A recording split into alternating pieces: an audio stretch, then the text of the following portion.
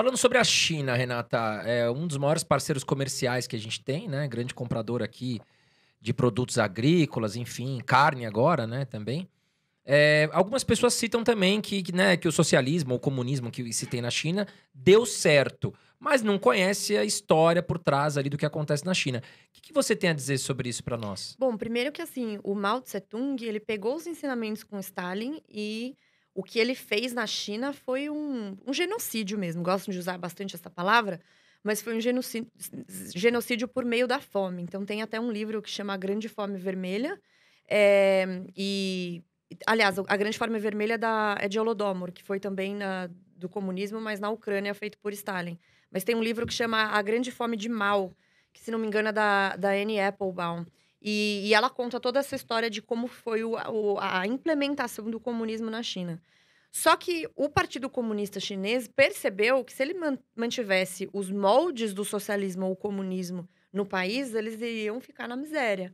E qual que foi a grande virada da China? Foi quando eles começaram a abrir um pouco a economia. Então, a China, para quem não sabe, tem mais liberdade econômica do que o Brasil. Porém, muito baixa liberdade civil. Então, a China até vai ter agora na quinta turma do meu curso uma aula só sobre China, para mostrar que ele é um produto bizarro dessa mistura de capitalismo e socialismo, em que você tem liberdade econômica para empreender mais do que o Brasil. É mais fácil, olha que vergonha para o Brasil. É mais fácil você abrir uma empresa na China do que você abrir no Brasil. Que bizarro isso. Exato. E só que eles têm um poder sobre a população, um poder sobre a civilização muito grande. Então, de vez em quando, some um bilionário, aí ele fica um tempo sem aparecer, aí volta falando bem do regime. Alibaba, né? Aconteceu isso com o Jack Ma, né?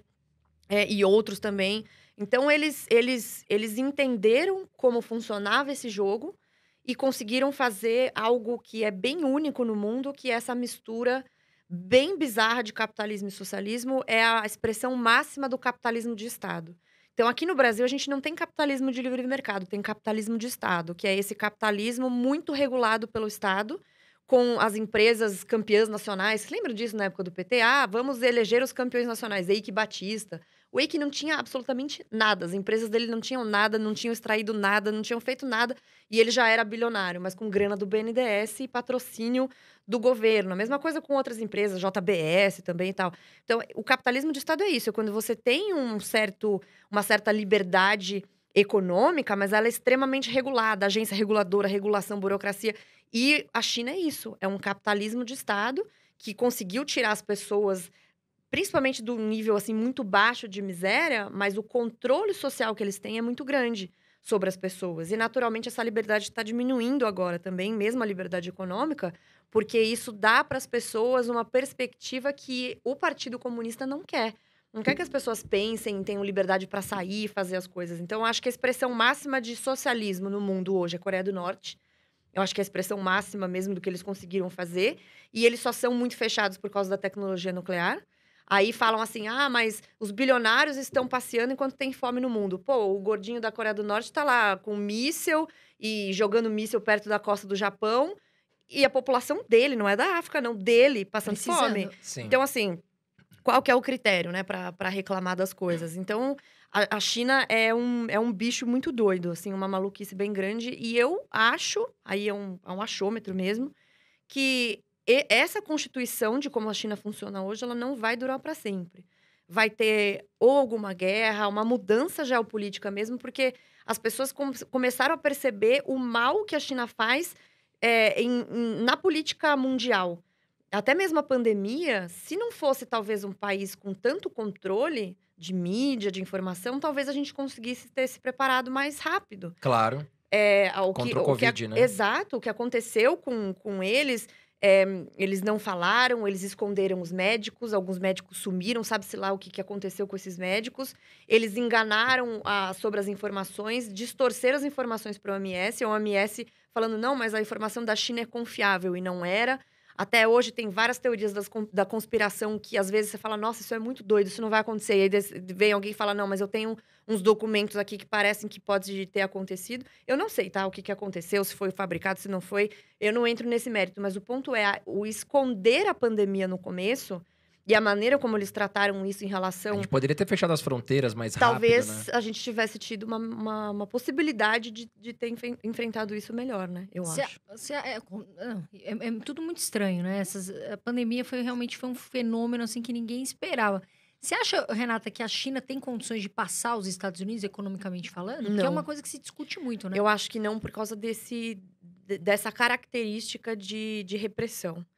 E o ser humano, ele prospera mais. Eu falo do ser humano, não do Estado. Porque lá, quem é próspero na China é o Estado e pessoas um pouco próximas que têm algum tipo de ligação ali com o governo. Porque você não tem ideia que.